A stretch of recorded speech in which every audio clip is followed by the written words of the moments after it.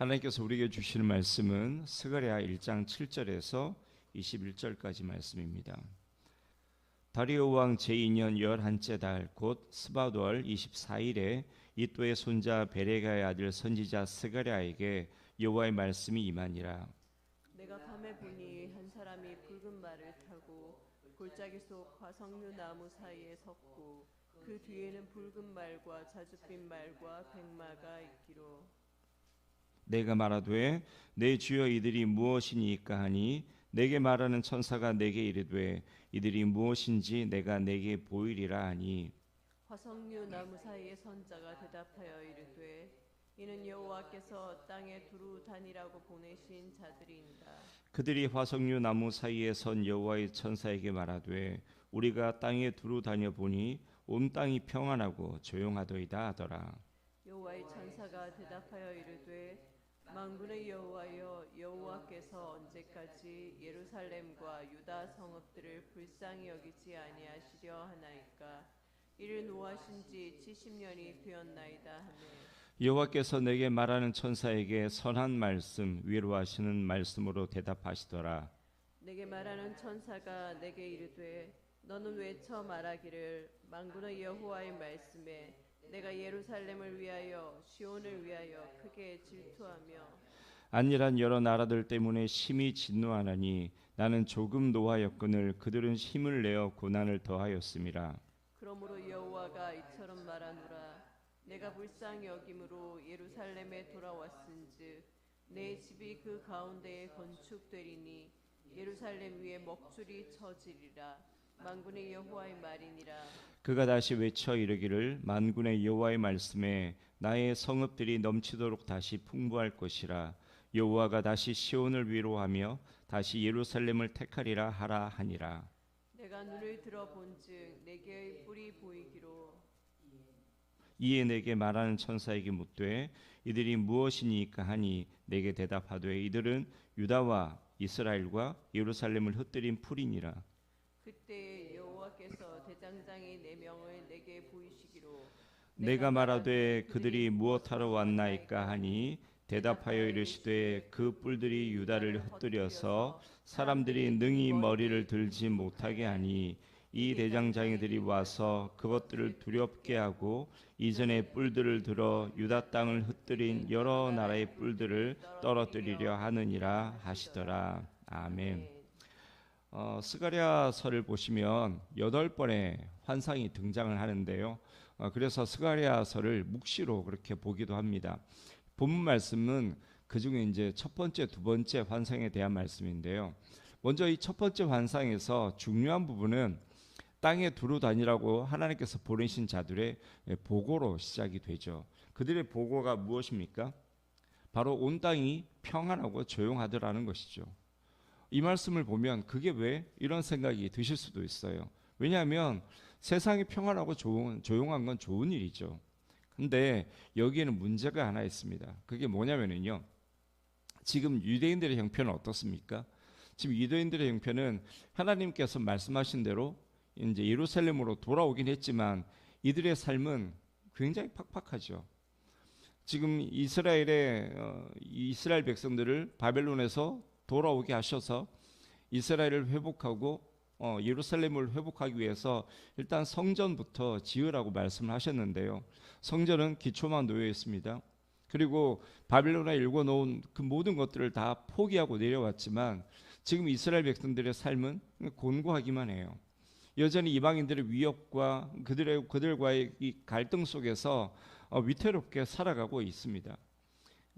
지금 이 보고하는 사람들이 말하고 있는 온 땅은 실제로 온 세상을 말하고 있는 게 아니고요. 하나님께서 이스라엘을 심판하시는 데 사용했던 아수르, 바벨론, 메데와 바사, 로마 이런 나라들과 그 주변의 이방인들을 말씀하는 거거든요. 그런데 이 나라들이 어떤 나라들입니까? 이스라엘을 멸망시켰던 나라들이고 지금도 통치하고 있고 영향력을 행사하고 있는 그런 나라들이죠. 그리고 그 주변 나라들이지 않습니까?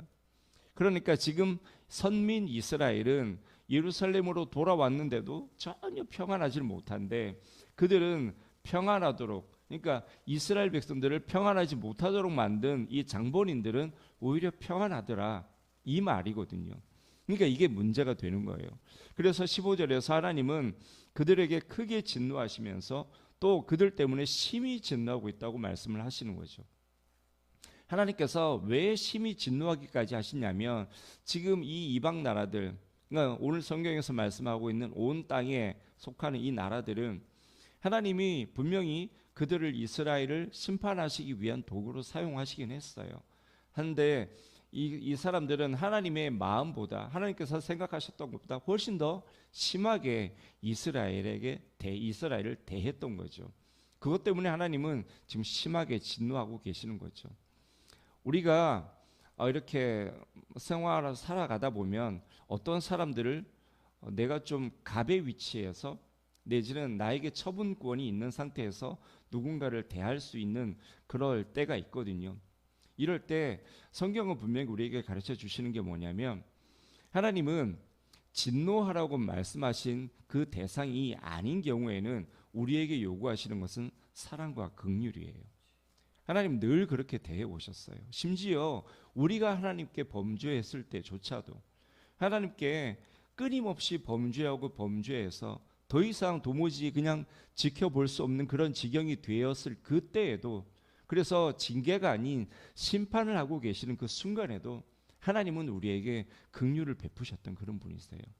우리에게도 동일하게 하나님이 요구하시거든요. 그런데 지금 하나님의 백성을 심판하기 위한 도구로 이방인을 사용했단 말입니다. 근데 그 이방인이 기본적으로 우리가 상식적으로 생각을 해도 그 사람들에게 긍휼이나 자비나 사랑 같은 것을 요구할 수 있을 만한 그런 근거는 없는데, 기본적으로 그들이 가지고 있어야 되는 사람에 대한 기본적인 생각들이 있을 것 아닙니까? 근데 그 수준 이하로 이스라엘을 대했다라는 것이죠. 그래서 하나님은 지금 이 나라들에게 대해서 지금 분노하고 계시는 거예요. 근데 그게 끝이 아니죠. 이스라엘은 536년에 BC입니다. 기원전 536년에 이 고레스의 칙령으로 예루살렘으로 돌아왔습니다. 돌아와서 성전 재건을 시작했지만 그게 바로 중단이 되었죠. 기초만 놓고 끝났어요. 그리고 16년이 지난 BC 520년이 되어서야 다시 시작이 돼서 4년 만에 그 공사가 완료가 됩니다. 이걸 스룹바벨 성전이라고 보통 얘기를 하죠. 그러니까 예루살렘으로 귀환해서 이렇게 스룹바벨 성전을 만들고 그게 끝이 아니죠. 이건 그냥 성전이 만들어진 거고요. 실제로 삶의 터전은 예루살렘 성벽이 재건이 되어야 되거든요. 그런데 이 예루살렘 성벽은요, 귀환을 해가지고 장장 92년 동안, 거의 100년이 다 되는 시간 동안도 예루살렘 성벽도 없이 이 이스라엘 백성들은 살아왔어요. 성벽이 없으니까 어떻습니까?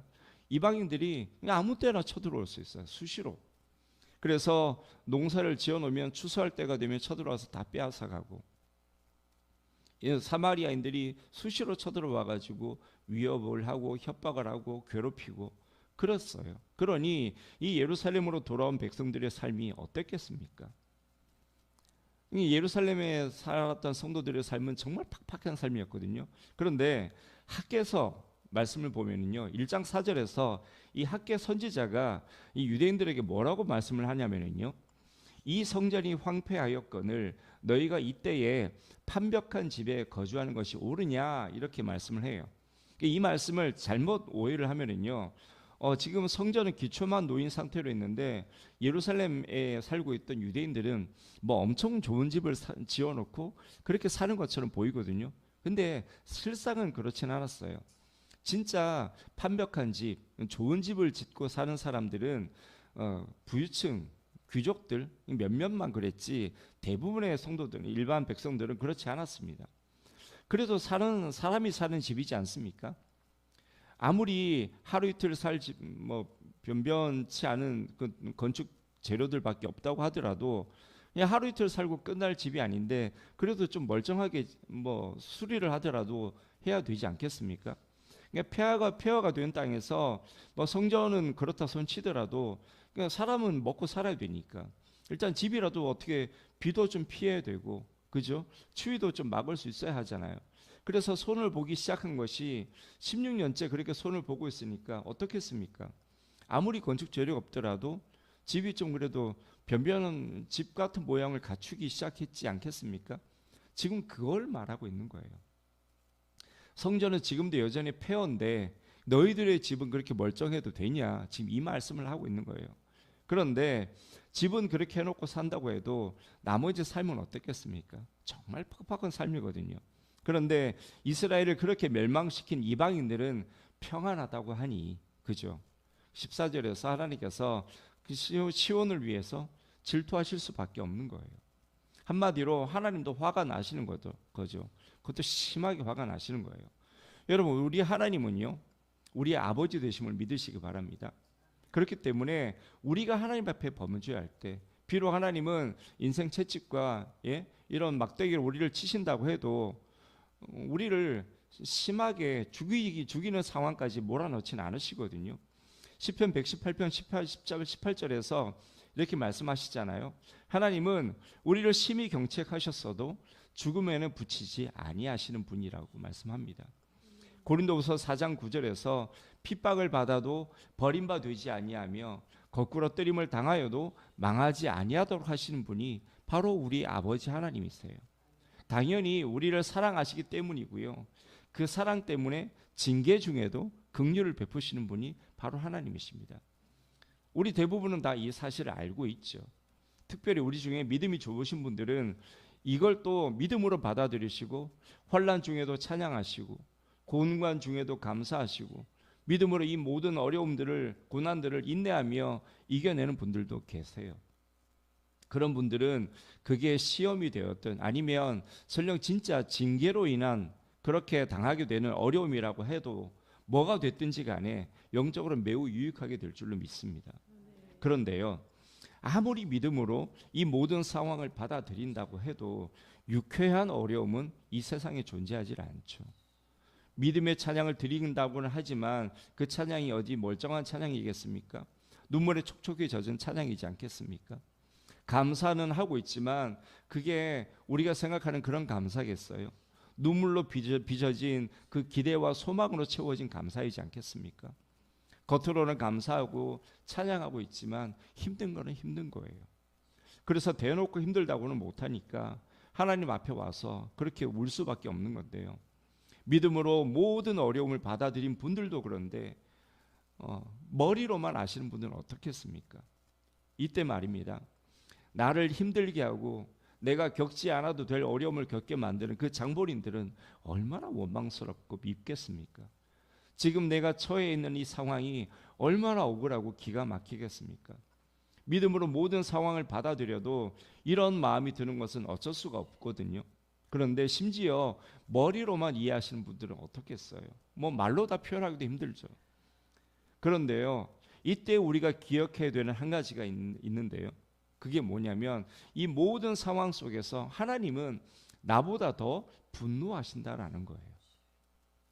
여러분이 당하신 어려움이 그게 징계로 인한 것이든 아니면 여러분을 한 차원 더 믿음으로 업그레이드하기 위해 그렇게 하나님께서 허락하신 것이든 그 과정 가운데서 도구로 사용된 사람, 뭐 그 사람은 의도치 않았겠지만요, 의도를 했든 안 했든 상관없이 그 사람은 하나님께서 결코 기뻐하시지 않는다라는 거예요. 그런데 여러분을 어려움을 겪게 만들고는 자신은 뻔뻔스럽게 아무렇지도 않은 듯이 살아간다. 반성도 없고 사과도 없고 뭐 여러분이 당한 피해를 구제하기 위한 노력도 없다. 그거 하나님께서 반드시 갚아주시겠다라고 말씀을 하십니다. 오늘 말씀을 한번 보십시오. 14절 말씀부터. 내게 말하는 천사가 내게 이르되 너는 외쳐 이르기를 만군의 여호와의 말씀에 내가 예루살렘을 위하여 시온을 위하여 크게 질투한다. 하나님께서 이미 화를 내십니다. 그런데 이 화를 내시고 뒤에 나오면 또 심히 진노한다고 말씀하시지 않습니까? 이 두 가지 사실에 대해서 천사에게 하나님께서 뭐라고 명령하시냐면 너는 외쳐 이르기를 이라고 말씀을 하세요. 그냥 피해를 당한 피해 당사자에게 가서 하나님께서 당신을 위해서 질투하고 계시고 화를 내고 계시니까 마음을 좀 편하게 잡수세요. 이 정도에서 끝내라는 말씀이 아닙니다. 모든 사람이 다 듣도록 이스라엘 백성뿐만이 아니라 이스라엘의 대적이었던 그 열방이 온 땅이 다 듣도록 외치라고 말씀을 하는 겁니다. 하나님이 너희 때문에 지금 분노하고 계신다. 하나님이 질투하고 계신다. 이 말씀을 열방까지도 이방인들마저도 다 듣도록 말씀을 하라는 거죠. 안일한 여러 나라들 때문에 심히 진노하고 계시는데요. 16절 보면은 그러므로 여호와가 이처럼 말하노라 내가 불쌍히 여김으로 우리를 피해를 입은 우리 당사자를 그게 뭐 우리의 징계 때문이었든 아니면 시험 때문이었든 피해를 입은 우리 이 어려움 때문에 고난 당하고 있는 우리를 하나님이 불쌍히 여기시겠다라고 말씀하십니다. 그래서 찾아오셨던 우리를 버려두신 것처럼 우리는 그럴 때가 있지 않습니까? 고난 당할 때 난 버려진 것 같고 나 혼자 세상에 덩그러니 내버려진 것 같고 그럴 때 하나님은 그렇지 않다라고 말씀하시는 거죠. 우리를 불쌍히 여겨서 내가 구하처럼 내버려진 게 아니게 그런 생각이 들지 않도록 찾아오시겠다고 말씀했어요. 불쌍히 여기셔서. 우리 하나님은 그런 하나님이세요. 세상에 갚아준다고 하면은 어떻습니까? 피해자를 감옥에 가두든 뭐 벌금을 받든 대부분 그게 다죠. 피해자를 구제하기 위한 노력은 나라가 따로 해주진 않습니다. 내가 알아서 다시 민사를 거쳐서 보상받아야만 하는 거죠. 가만히 보면 피해는 내가 입었는데 나라가 득을 보는 것 같아요. 왜 나에게 피해를 가한 그 사람에게 벌금을 받아서 자기들이 입을 닦고 끝냅니까? 웃기죠. 내가 내 피해를 이제 보상을 받으려고 하면 또 다시 민사를 진행을 해가지고 그렇게 피해를 보상받아야 되는데 뭐 그런다고 내가 받은 피해를 온전히 다 고스란히 다 받을 수 있습니까? 그것도 아니잖아요. 왜 내 허락도 없이 나라가 그걸 깎아줍니까? 그죠? 피해는 내가 입었는데. 그런데요, 하나님은 다르죠. 17절 말씀을 한번 보시겠습니까? 나의 성읍들이 넘치도록 다시 풍부하게 할 것이라고 말씀하시고요. 또 다시 시온을 위로하며 다시 예루살렘을 택하실 것이라고 말씀을 하십니다. 하나님은 우리가 뭐 시험 가운데 있든 아니면 징계 가운데 있든 우리를 내버려 두지 않으시는 분이라는 말씀이에요. 우리가 징계 때문에 어려움을 당하고 있다면 그 징계가 끝나는 시점에서 아니죠. 하나님 우리를 징계를 하시면서도 늘 우리를 사랑하고 계시는 거고요. 우리가 시험 가운데 있다 하더라도 하나님은 늘 우리를 지켜보고 계시는 거예요. 내가 하나님을 향해서 외칠 때 부르짖을 때 좀 도와주십시오. 날 불쌍히 여겨주십시오라고 기도할 때 하나님 우리를 불쌍히 여기시는 분이고 내 징계 가운데서 하나님 앞에 우리가 통회하고 자복하는 마음으로 나아갈 때 우리와 함께 하시고 우리를 다시 택하시고 우리를 위로하시고 우리를 풍부하게 하실 것이라고 지금 약속을 하시는 거예요. 지금 이스라엘은요 하나님 앞에 범죄한 것 때문에 심판을 당했어도 그럼에도 불구하고 하나님은 그들을 완전히 회복시키겠다라고 지금 말씀을 하시는 겁니다. 여기에는요 이스라엘의 대적을 심판하시는 것까지 다 포함이 되어 있어요. 18절에서 21절 말씀을 보면은요 하나님께서 유다와 예루살렘과 이스라엘을 흩뜨린 나라들을 두렵게 하시고 그들을 꺾으실 것이라고 말씀하지 않습니까? 이게 하나님의 심판이에요. 우리 욥기서에서도 보지 않았습니까? 나중에는 하나님께서 모든 것을 회복시키시는데 거기에 뭐가 포함되어 있죠? 욥을 대적했던 친구들까지도 하나님께서 욥에게 용서를 구하도록 그렇게 만드시지 않습니까? 이 원수의 목전에서 상을 베푸시는 하나님의 은혜이자 갚으심이 바로 이거예요. 그런데요 거기에 더해서 우리에게 직접적인 피해를 입힌 일이 없다고 하더라도요 하나님을 거절하고 대적해서 원수를 자처하는 세상이 있잖아요. 이 세상까지도 하나님은 심판하십니다. 결국에는 하나님께서 다 심판하실 거예요. 이 모든 것들이 그들의 죄에 대한 심판도 되지만요 우리 성도에 대한 갚으심도 된다라는 거 우리가 기억해야 합니다. 우리가 세상의 유혹을 뒤로하고 말씀대로 살아갈 때 그죠? 복음을 거절하는 자들 가운데서 우리가 증인으로 살아갈 때 하나님을 대적하는 자들 가운데서 하나님의 나라를 건설하느라고 우리가 애쓰고 수고할 때 육신의 소욕을 쫓아 살아가는 그 사람들에 대해서 우리는 성령의 말씀에 따라서 의와 거룩한 삶을 살던 우리 성도들에게 주시는 보상이 바로 세상에 대한 심판인 거예요. 여러분 세상을 부러워하지 마십시오. 그리고 여러분을 힘들게 하고도 뻔뻔하게 잘도 사는 그 사람들을 미워하지 마십시오. 뭐 그렇다고 여러분들의 권리를 포기하라는 말씀까지는 아닙니다. 하지만 세상 사람들처럼 그렇게 너무 악착같이 권리를 찾으려고 하지 말라는 거예요. 기도하시면서 하나님께서 주신 마음만큼만 하십시오. 그게 결국 여러분께 복이 되는 거고요. 그 사람의 머리에 진노를 쌓는 일입니다. 하나님께서 우리에게 말씀하시는 것은 원수 갚는 것은 하나님께 있으니 하나님께서 갚으시겠다라는 거예요. 하나님은 공의의 하나님이세요. 그냥 우리가 억울한 거 그것만 갚아주는 분이 아니세요. 우리가 받은 피해, 우리가 받은 상처 이것들까지도 다 갚아주시는 분이세요. 원수만 내 대적만 나를 힘들게 했던 그 사람만 하나님께서 어렵게 하는 거기에서 끝나는 게 아니다라는 거예요. 이 땅에서 받든 저 천국에서 받든 내가 받든 아니면 우리 자녀가 받든 하나님께서 내가 받았지만 피해를 입었지만 고통받았지만 믿음으로 참고 견디고 인내했던 그 모든 것들을 다 보상해 주시는 분이 하나님이세요. 이 말씀을 마음에 깊이 간직하시고 오직 하나님의 사랑으로 모든 사람을 대할 수 있는 그런 저와 여러분이 되시기를 주님의 이름으로 축원합니다. 아멘.